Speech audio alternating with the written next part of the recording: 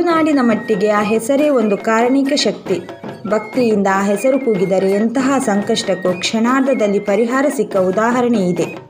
ಅದರಲ್ಲೂ ಎಷ್ಟೇ ಬೆಲೆ ಬಾಳುವ ವಸ್ತುಗಳು ಕಳೆದು ಹೋದರೂ ದಿಕ್ಕೇ ತೋಚದ ಲಕ್ಷಾಂತರ ಜನ ಮೊದಲು ಕರೆಯುವುದೇ ಆ ದೈವದ ಹೆಸರು.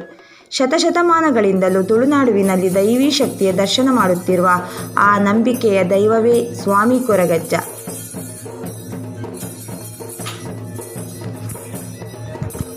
ಹಾಯ್ ಫ್ರೆಂಡ್ಸ್, ಹೇಗಿದ್ದೀರಾ ಎಲ್ಲರೂ?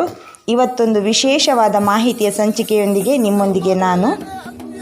ನನ್ನ ಹಲವಾರು ಸಬ್ಸ್ಕ್ರೈಬರ್ಗಳ ಭಕ್ತಿ ಹಾಗೂ ರಿಕ್ವೆಸ್ಟ್ನ ಮೇರೆಗೆ ಈ ವಿಡಿಯೋವನ್ನು ತುಳುನಾಡಿನ ದೈವ ಕೊರಗಜ್ಜನ ಆಶೀರ್ವಾದದೊಂದಿಗೆ ನಿಮ್ಮ ಜೊತೆ ಶೇರ್ ಮಾಡ್ಕೊಳ್ತಾ ಇದ್ದೇನೆ.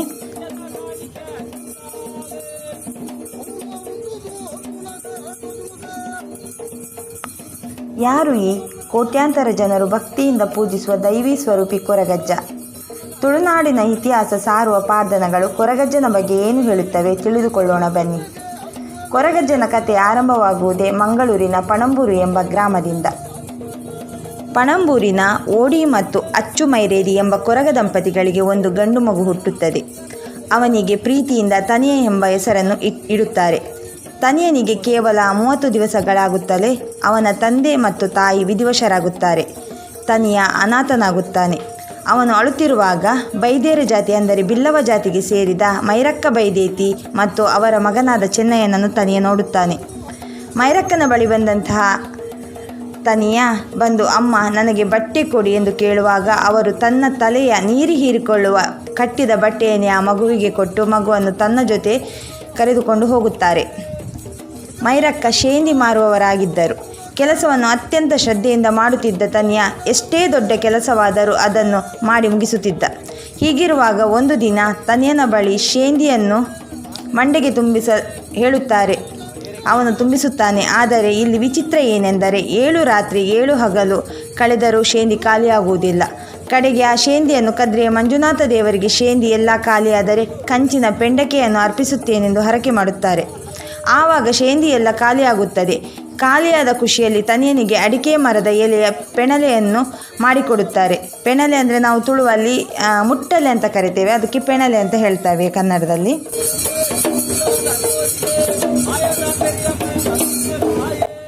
ಹೀಗೆ ಕಾಲ ಕಳೆದಂತೆ ತನಿಯ ದೊಡ್ಡವನಾಗುತ್ತಾನೆ. ಕದ್ರಿಗೆ ಹೇಳಿದ ಹರಕೆಯ ಪ್ರಕಾರ ಮೈರಕ್ಕ ಬೈದೇತಿ ಕಂಚಿನ ಪೆಂಡಕೆಯನ್ನು ಮಾಡಿಸುತ್ತಾರೆ. ಅದನ್ನು ಎತ್ತಲು 7 ಜನರ ಸಹಾಯ ಬೇಕಿತ್ತು.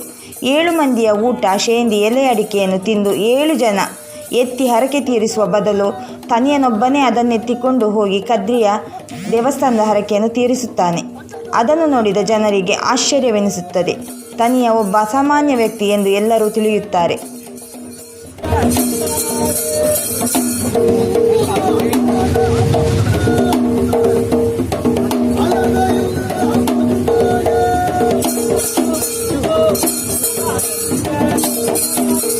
ಪಾರ್ದನದ ಪ್ರಕಾರ ಮಾಪಲ ಹುಳಿಯನ್ನು ಕೊಯ್ಯಲು ಹೋಗುವಾಗ ಬ್ರಾಹ್ಮಣರು ತನಿಯನನ್ನು ಕಡಿದು ಕೊಲ್ಲಲಾಗಿದೆ ಎಂದು ಹೇಳಲಾಗುತ್ತದೆ. ಆಮೇಲೆ ಅವರಿಗೆ ದೋಷ ಕಂಡು ಬರುವಾಗ ಕೊರಗಜ್ಜ ಎಂಬ ಹೆಸರಿನಲ್ಲಿ ನಂಬಿದರು ಎಂಬ ಪ್ರತೀತಿ ಕೂಡ ಇದೆ.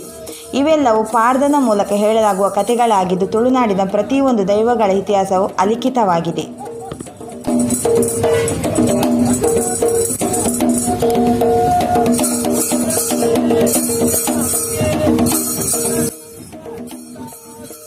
ಏಳು ಕಲ್ಲಿನಲ್ಲಿ ಪೂಜಿಸಲ್ಪಡುವ ಕೊರಗಜ್ಜ. ಹೊರ ರಾಜ್ಯದ ಅರಸು ದೈವಗಳು ಕುತ್ತಾರು ಪ್ರದೇಶದ ಮೂಲ ದೈವಗಳಾದ ಪಂಜಂದಾಯ ಹಾಗೂ ಬಂಟ ದೈವಗಳ ಜಾಗದಲ್ಲಿ ಬಂದು ಕುಳಿತುಕೊಳ್ಳುತ್ತಾರೆ. ಆ ಸಂದರ್ಭದಲ್ಲಿ ಕೊರಗತನಿಯನಲ್ಲಿ ಬಂದ ಅರಸು ದೈವಗಳನ್ನು ಹೇಗಾದರೂ ಓಡಿಸುವಂತೆ ಕೇಳಿಕೊಳ್ಳುತ್ತಾರೆ. ಆಗ ಕೊರಗತನಿಯ ನಾನು ಅವರನ್ನು ಓಡಿಸಿದರೆ ನನಗೇನು ಕೊಡುತ್ತೀರಿ ಎಂದು ಕೇಳಿದಾಗ ತುಳುನಾಡಿನ ಪ್ರತಿಯೊಬ್ಬರು ನಿನ್ನನ್ನು ಆರಾಧಿಸುವಂತೆ ಮನೆಗಳಲ್ಲಿ ಅಗೆಲು ಹಾಗೂ ಕೋಲ ಸೇವೆ ನಿನಗೆ ನೀಡುವಂತೆ ಹಾಗೂ ಈ ಪ್ರದೇಶದ 7 ಕಲ್ಲಿನಲ್ಲಿ ನಿನ್ನನ್ನು ಪೂಜಿಸಲಾಗುತ್ತದೆ ಎಂಬ ಅಭಯವನ್ನು ನೀಡುತ್ತಾರೆ. ದೈವಗಳ ಮಾತಿನ ನಂತರ ಕೊರಗತನಿಯ ದೈವಗಳನ್ನು ಓಡಿಸುತ್ತಾರೆ. ಮುಂದೆ ಡೆಕ್ಕಾರು ಕಲ್ಲು, ಬೊಳ್ಳ್ಯ ಕಲ್ಲು, ಕಲ್ಲಾಪಿನಲ್ಲಿ 300 ಗ್ರಾಮದಲ್ಲಿ ಸೋಮೇಶ್ವರ ಕಲ್ಲು, ದೇರಳಕಟ್ಟೆ ಬಳ್ಳಿಯ ಕಲ್ಲು ಹಾಗೂ ಕುತ್ತಾರು ಮೂಲಸ್ಥಾನದ ಕಲ್ಲು ಸೇರಿದಂತೆ 7 ಕಡೆಗಳಲ್ಲಿ 7 ಕಲ್ಲಿನಲ್ಲಿ ಕೊರಗಜ್ಜನನ್ನು ಶ್ರದ್ಧೆ ಹಾಗೂ ಭಕ್ತಿಯಿಂದ ಪೂಜಿಸಲಾಗುತ್ತದೆ ಎಂದು ಪಾರ್ದಾನ ಕಥೆಗಳಲ್ಲಿ ಹೇಳಲಾಗುತ್ತದೆ.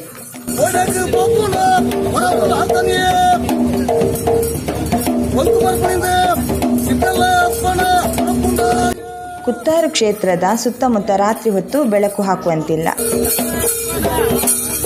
ಕೊರಗಜ್ಜನ ಭಕ್ತರು ಕುತ್ತಾರು ಅಜ್ಜನ ಕಟ್ಟೆಯ ಬಳಿ ರಾತ್ರಿ ಹೊತ್ತಿನಲ್ಲಿ ವಾಹನ ಚಲಾಯಿಸುವಾಗ ವಾಹನದ ಹೆಡ್ಲೈಟ್ ಹಾಕುವುದಿಲ್ಲ. ಇಲ್ಲಿ ಕೋಲ ನಡೆಯುವ ಸಂದರ್ಭದಲ್ಲಿ ಅಗರಬತ್ತಿಯ ಬೆಳಕು ಕೂಡ ಕಾಣಬಾರದು ಎಂಬ ನಿಯಮವಿದೆ. ಅನಾದಿ ಕಾಲದಿಂದಲೂ ಇದನ್ನು ಅನುಸರಿಸಿಕೊಂಡು ಬರಲಾಗುತ್ತಿದ್ದು, ಅಜ್ಜನ ಬಗೆಗಿನ ಮೂಲ ಸಂಸ್ಕೃತಿಯನ್ನು ಉಳಿಸುವ ನಿಟ್ಟಿನಲ್ಲಿ ಇಂದಿಗೂ ಕೂಡ ಅಜ್ಜನ ಗೆಲು ಸೇವೆ ಹಾಗೂ ಕೋಲ ನಡೆಯುವ ಸಂದರ್ಭದಲ್ಲಿ ದೀಪವನ್ನು ಹಚ್ಚುವಂತಿಲ್ಲ, ಯಾವುದೇ ಬೆಳಕನ್ನು ಹಾಕುವಂತಿಲ್ಲ. ಈ ಭಾಗದಲ್ಲಿ ರಾತ್ರಿ ಹೊತ್ತು ಸಂಚರಿಸುವ ಬಹುತೇಕ ಎಲ್ಲ ವಾಹನಗಳು ಹೆಡ್ಲೈಟ್ ಒಮ್ಮೆ ಡಿಪ್ ಮಾಡಿಯೇ ಹೋಗುತ್ತಾರೆ. ಈ ಹಿಂದೆ ಅನ್ಯ ಧರ್ಮದ ಯಾವುದೋ ಕಾರ್ಯಕ್ರಮದ ಸಂದರ್ಭ ಈ ಭಾಗದಲ್ಲಿ ಗ್ಯಾಸ್ ಲೈಟ್ ಹಿಡಿದುಕೊಂಡು ಈ ಭಾಗದಲ್ಲಿ ಹೋಗುತ್ತಾರಂತೆ. ಈ ವೇಳೆ ಸ್ಥಳೀಯರು ಅಜ್ಜನ ಕಟ್ಟೆಯ ಬಳಿ ಬೆಳಕನ್ನು ಹಾಕಬಾರದು ಎಂದು ಅವರಿಗೆ ಸಲಹೆ ನೀಡುತ್ತಾರಂತೆ. ಆದರೂ ಅದನ್ನು ಲೆಕ್ಕಿಸದೆ ಮುಂದೆ ನಡೆದ ಸಂದರ್ಭ ಅಲ್ಲಿಂದ ಮುಂದೆ ಸಾಗುವಾಗಲೇ ಆ 3 ಗ್ಯಾಸ್ ಲೈಟ್ಗಳು ಪುಡಿಯಾಗುತ್ತದೆಯಂತೆ. ಅಷ್ಟೇ ಅಲ್ಲದೆ ಅವರು ಎಷ್ಟು ನಡೆದರೂ ಸಹ ಅವರು ಮುಟ್ಟಬೇಕಾದ ಸ್ಥಳವನ್ನು ಸಿಗುವುದಿಲ್ಲ ಎಂದು ಹೇಳಲಾಗುತ್ತದೆ. ನಂತರ ಅಜ್ಜನ ಕಟ್ಟೆಯ ಬಳಿ ಬಂದು ತಪ್ಪಾಯ್ತೆಂದು ಬೇಡಿಕೊಂಡ ನಂತರವೇ ಅವರು ತಲುಪಬೇಕಾದ ಜಾಗಕ್ಕೆ ತಲುಪಿದರು ಎಂಬ ಕಥೆಯನ್ನು ಅಲ್ಲಿ ಒಬ್ಬರು ಹಿರಿಯರು ಹೇಳಿದಾರಂತೆ. ಅಧಿಪತಿ ಸ್ವಾಮಿ ಪರಮೇಶ್ವರನ ಅವತಾರ ದೈವ ಕೊರಗಜ್ಜ. ಅಜ್ಜನ ಕ್ಷೇತ್ರದಲ್ಲಿ ನಡೆಯುವಂತಹ ಗೆಲು ಸೇವೆ ಹಾಗೂ ಕೋಲ ಸೇವೆ. ಕುತ್ತಾರು ಅಜ್ಜನ ಕಟ್ಟೆಯಲ್ಲಿ ಭಕ್ತಾದಿಗಳಿಂದ ಗೆಲು ಸೇವೆ ಹಾಗೂ ಕೋಲ ಸೇವೆ ನಡೆಯುತ್ತದೆ. ಕುತ್ತಾರಿನಲ್ಲಿ ಅಜ್ಜನ ಕಟ್ಟೆಯಲ್ಲಿ ಮಾತ್ರವಲ್ಲದೆ ತುಳುನಾಡಿನಲ್ಲಿ ಅಜ್ಜನ ಕಟ್ಟೆ ಎಂದು ನಂಬುವಲ್ಲಿ ಹರಕೆಯ ಅಗೆಲು ಸೇವೆ ಹಾಗೂ ಕೋಲಗಳನ್ನು ನಡೆಸಲಾಗುತ್ತದೆ. ಅಜ್ಜನಿಗೆ ಹರಕೆಯ ರೂಪದಲ್ಲಿ ನೀಡುವ ಅಗೆಲು ಸೇವೆಯಲ್ಲಿ ಕುಡು ಬಸಳೆ, ಅಂದರೆ ನಾವು ತುಳುವಲ್ಲಿ ಕುಡು ಬಸಳೆ ಹೇಳ್ತೇವೆ, ಹುರುಳಿಕಾಳು ಹಾಗೂ ಬಸಳೆ ಪದಾರ್ಥವನ್ನು ಮಾಡಲಾಗುತ್ತದೆ. ಮೀನಿನ ಪದಾರ್ಥ, ಕೋಳಿಯ ಪದಾರ್ಥ, ಉಪ್ಪಿನಕಾಯಿ ಇದನ್ನು ಬಾಳೆ ಎಲೆಯಲ್ಲಿ ಬಡಿಸಲಾಗುತ್ತದೆ.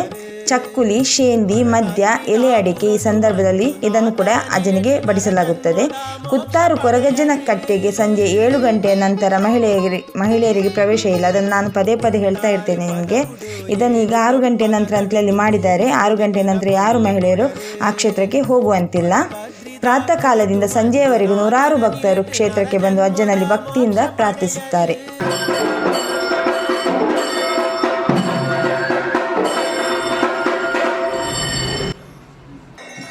ಅಪಪ್ರಚಾರ ಮಾಡಿದವರನ್ನು ಅಜ್ಜ ಸುಮ್ಮನೆ ಬಿಡುವುದಿಲ್ಲ, ನಂಬಿದವರನ್ನು ಕೈ ಬಿಡುವುದಿಲ್ಲ. ಅಜ್ಜ ಅಪಪ್ರಚಾರ ಮಾಡಿದರೆ ಸುಮ್ಮನೆ ಬಿಡುವುದಿಲ್ಲ ಎಂಬ ಕೊರಗಜ್ಜನ ಮಾತಿಗೆ ಉದಾಹರಣೆ ಎಂಬಂತೆ ಇತ್ತೀಚೆಗೆ ನಡೆದ ಘಟನೆಯ ಸಾಕ್ಷಿಯಾಗಿದೆ.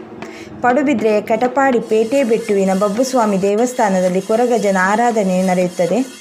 ಅನ್ಯಕೋಮು ಯುವಕರು ಕ್ಷೇತ್ರದ ಕಾಣಿಕೆ ಹುಂಡಿಯ ಹಣ ಕದ್ದು ಮೂತ್ರ ವಿಸರ್ಜನೆಯಲ್ಲಿ ಮಾಡ್ತಾರೆ.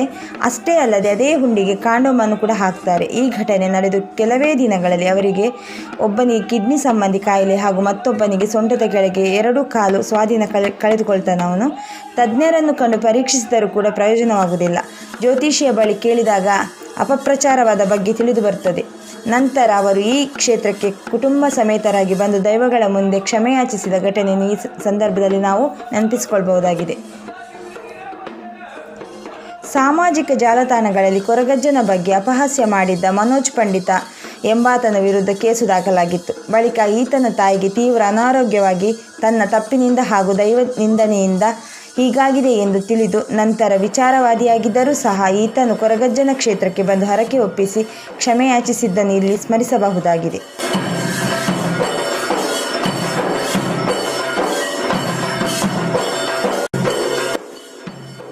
ತುಳುನಾಡಿನಲ್ಲಿ ಒಂದು ನಂಬಿಕೆ ಇದೆ. ಯಾವುದೇ ವಸ್ತು, ಯಾವುದೇ ಚಿನ್ನ, ಯಾವುದೇ ಹಣ, ಯಾವುದೇ ಒಂದು ಮಾನ ಹೋಗುವಂಥ ಸಂದರ್ಭದಲ್ಲೂ ಕೂಡ ಅಜ್ಜ ಕೈ ಬಿಡುವುದಿಲ್ಲ ನಮ್ಮದು ಅನ್ನೋ ಒಂದು ನಂಬಿಕೆ.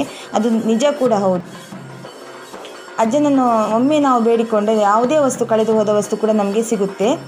ಮಾನವ ರೂಪದಲ್ಲಿ ಇದ್ದ ಕೊರಗತನೆಯ ಮಾಯಾರೂಪವನ್ನು ಪಡೆದು ದೈವಿ ಪುರುಷನಾಗುತ್ತಾರೆ ಎಂಬ ಪ್ರತೀತಿ ಕೂಡ ಇಲ್ಲಿದೆ.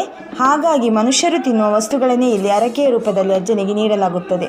ಉದಾಹರಣೆಗೆ ವೀಳ್ಯದೆಲೆ, ಅಡಿಕೆ ಸುಣ್ಣ, ತಂಬಾಕು, ಬೀಡಿ, ಶೇಂದಿ, ಚಕ್ಕುಲಿ, ಮದ್ಯ ಹೆಚ್ಚಾಗಿ ಇಲ್ಲಿ ಹರಕೆಯಾಗಿ ನೀಡಲಾಗುತ್ತದೆ. ಅಮೂಲ್ಯವಾದ ಅಥವಾ ಯಾವುದೇ ಸಣ್ಣ ವಸ್ತು ಕಳೆದು ಹೋದರೂ ಅಜ್ಜನನ್ನು ಮನಸ್ಸಿನಲ್ಲಿ ನೆನೆದು ಹರಕೆಯನ್ನು ಹೇಳಿದರೆ ಸಾಕು, ಆ ವಸ್ತು ಮತ್ತೆ ಕೈ ಸೇರಿದ ಅನೇಕ ಉದಾಹರಣೆಗಳು ಇದೆ ಎಂಬ ಬಲವಾದ ನಂಬಿಕೆ ಇಂದಿಗೂ ಕೂಡ ತುಳುನಾಡುವಿನ ಜನರಲ್ಲಿ ಇದೆ. ಯಾವುದರಲ್ಲೂ ಭಕ್ತಿ ಮುಖ್ಯವಾಗಿ ಬೇಕಾಗುತ್ತದೆ. ಯಾವುದೇ ಜಾಗದಲ್ಲಿ ನಿಂತು ಮನಸಾರೆ ಅಜ್ಜ ಎಂದು ಕರೆದರೆ ನಾವಿದ್ದ ಜಾಗಕ್ಕೆ ಅಜ್ಜ ಬರುತ್ತಾನೆ ಎಂಬುದು ಭಕ್ತರ ನಂಬಿಕೆ.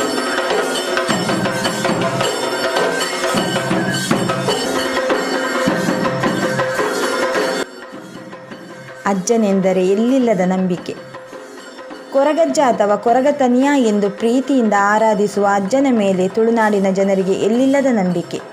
ಯಾರು ಕೈ ಬಿಟ್ಟರೂ ನನ್ನ ಅಜ್ಜ ಕೈಬಿಡನೆಂಬ ನಂಬಿಕೆ ಈ ಭಾಗದಲ್ಲಿ ಭಕ್ತರ ಬಾಯಿಯಿಂದ ಕೇಳಿಬರುತ್ತದೆ. ಯಾವುದೇ ಶುಭ ಸಮಾರಂಭದ ಸಂದರ್ಭದಲ್ಲಿ, ಹಟ್ಟಿಯಲ್ಲಿ ದನ ಕರು ಹಾಕುವ ಸಂದರ್ಭ, ಮಗು ಹುಟ್ಟಿದ ಸಂದರ್ಭದಲ್ಲಿ ಅಜ್ಜನಿಗೆ ವಿಶೇಷವಾಗಿ ಮದ್ಯ, ಶೇಂದಿ ಅಥವಾ ಅಜ್ಜನಿಗೆ ಪ್ರಿಯವಾದ ಪದಾರ್ಥಗಳನ್ನು ಭಕ್ತಿಯಿಂದ ನೀಡಲಾಗುತ್ತದೆ. ಹೊಸ ವಾಹನಗಳನ್ನು ಖರೀದಿಸುವವರು ಅಜ್ಜನ ಹೆಸರನ್ನು ತಮ್ಮ ವಾಹನದಲ್ಲಿ ಸ್ವಾಮಿ ಕೊರಗಜ್ಜ ಎಂದು ಹಾಕುತ್ತಾರೆ. ಈ ಮೂಲಕ ಅಜ್ಜನನ್ನು ತುಳುನಾಡಿನ ಪ್ರತಿಯೊಬ್ಬರು ಭಕ್ತಿಯಿಂದ ಆರಾಧಿಸುವುದಿಲ್ಲಿ ಕಾಣಬಹುದಾಗಿದೆ.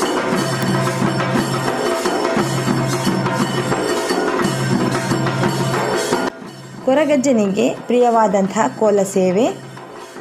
ತುಳುನಾಡಿನ ದೈವಾರಾಧನೆಯಲ್ಲಿ ಕೋಲ ಸೇವೆ ಅತ್ಯಂತ ಪ್ರಾಮುಖ್ಯತೆಯನ್ನು ಪಡೆದಿದ್ದು, ತಲೆಗೆ ಪಾಲದ ಮುಟ್ಟಳೆ ಅಂದರೆ ಅಡಿಕೆ ಹಾಳೆಯಿಂದ ಮಾಡಿದಂಥ ಒಂದು ಕವಚ, ಸೊಂಟಕ್ಕೆ ಗೆಜ್ಜೆಯ ಪಟ್ಟಿ, ಮೈತುಂಬ ಕಪ್ಪು ಮಸಿಯನ್ನು ಹಾಗೂ ಕೈಯಲ್ಲೊಂದು ಬೆತ್ತವನ್ನು ಹಿಡಿದು ನರ್ತನ ಮಾಡುತ್ತಾರೆ ಕೊರಗಜ್ಜ. ಕೊರಗಜ್ಜನ ಕೋಲದಲ್ಲಿ ಪಾರ್ದನ ಹಾಗೂ ಡೋಳು ವಾದನ ಅಂದರೆ ಕೊರಗ ಸಮುದಾಯದವರು ಮಾಡುವಂತಹ ಡೋಳು ವಾದನ ಅಜ್ಜನಿಗೆ ಅತ್ಯಂತ ಪ್ರಿಯವಾದಂಥದ್ದು. ಇದು ಬಹುಮುಖ್ಯವಾದ ಪಾತ್ರವನ್ನು ಕೂಡ ವಹಿಸ್ತದೆ.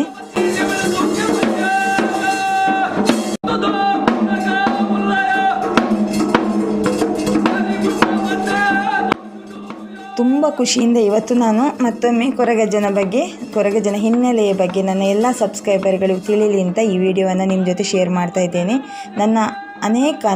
ನನ್ನ ಸಬ್ಸ್ಕ್ರೈಬರ್ಗಳಲ್ಲಿ ಹೆಚ್ಚಿನ ಸಬ್ಸ್ಕ್ರೈಬರ್ಗಳು ಕೊರಗಜ್ಜನ ಭಕ್ತರೇ ಆಗಿರುವ ಕಾರಣ ನನ್ನಿಂದ ಆಗುವಂತಹ ನನಗೆ ನನ್ನ ಹಿರಿಯರಿಂದ ತಿಳಿದಿರುವಂತಹ ಕೊರಗಜ್ಜನ ಮಾಹಿತಿಯನ್ನು ನಿಮ್ಮ ಜೊತೆ ಶೇರ್ ಮಾಡ್ಕೊಳ್ತಾ ಇದ್ದೇನೆ. ಈ ವಿಡಿಯೋನ ಖಂಡಿತ ನೀವು ನಿಮ್ಮ ಫ್ಯಾಮಿಲಿ, ನಿಮ್ಮ ಫ್ರೆಂಡ್ಸ್, ನಿಮ್ಮ ರಿಲೇಟಿವ್ ಎಲ್ಲರ ಜೊತೆ ಶೇರ್ ಮಾಡ್ಕೊಳ್ಳಿ. ಕೊರಗಜ್ಜ ನಿಮಗೆ ಎಲ್ಲರಿಗೂ, ನನ್ನ ಎಲ್ಲ ಸಬ್ಸ್ಕ್ರೈಬರ್ಗಳಿಗೂ ಒಳ್ಳೆಯದನ್ನೇ ಮಾಡಲಿ ಅಂತ ಆಶಿಸ್ತೇನೆ ನಾನು. ಕೊರಗಜ್ಜನ ಕ್ಷೇತ್ರಕ್ಕೆ ಯಾರೆಲ್ಲ ಬಂದಿದ್ದೀರಿ, ಯಾರೆಲ್ಲ ಬರಲಿಕ್ಕೆ ಆಸೆ ಉಂಟು, ಖಂಡಿತವಾಗ್ಲೂ ಬನ್ನಿ ಕುತ್ತಾರಿಗೆ. ಆಮೇಲೆ ನಾನು ಆದಷ್ಟು ಮಾಹಿತಿಯನ್ನು ನಿಮ್ಮ ಜೊತೆ ನಿಮ್ಮ ರಿಕ್ವೆಸ್ಟ್ನ ಮೇಲೆ, ನನ್ನ ಆಶಯದ ಮೇಲೆ ಶೇರ್ ಕೊಂಡಿದ್ದೇನೆ. ನನಗೆ ಈಗಾಗಲೇ ಕೊರಗಜ್ಜನ ಆಶೀರ್ವಾದ ಹಾಗೂ ನಿಮ್ಮೆಲ್ಲರ ಅಭಿಮಾನದಿಂದ 1000 ಸಬ್ಸ್ಕ್ರೈಬರ್ ಆದರೂ ಇನ್ನಷ್ಟು ಅಂದರೆ ಇನ್ನೀಗ ನಾನು 5000 ರೀಚ್ ಆಗಬೇಕು ಹೇಳಿ ನನ್ನದೊಂದು ಆಸೆ ಇದೆ. ಖಂಡಿತವಾಗ್ಲೂ ಆಗ್ತೀನಿ ನಿಮ್ಮೆಲ್ಲರ ಒಂದು ಆಶೀರ್ವಾದ ಹಾಗೂ ಅಭಿಮಾನದಿಂದ ಅನ್ನೋ ನಂಬಿಕೆಯಿಂದ ಈ ವಿಡಿಯೋವನ್ನು ನಿಮ್ಮ ಜೊತೆ ಶೇರ್ ಮಾಡ್ಕೊಳ್ತಾ ಇದ್ದೇನೆ. ಈ ವಿಡಿಯೋ ನಿಮಗೆಲ್ಲರಿಗೂ ಇಷ್ಟ ಆಗಿರಬಹುದು. ಕೊರಗಜ್ಜ ತಮ್ಮೆಲ್ಲರಿಗೂ ಒಳ್ಳೆಯದು ಮಾಡಲಿ ಎಂಬ ಆಶಯದೊಂದಿಗೆ ಈ ವಿಡಿಯೋವನ್ನು ನಾನು ಮುಕ್ತಾಯಗೊಳಿಸ್ತಾ ಇದ್ದೇನೆ.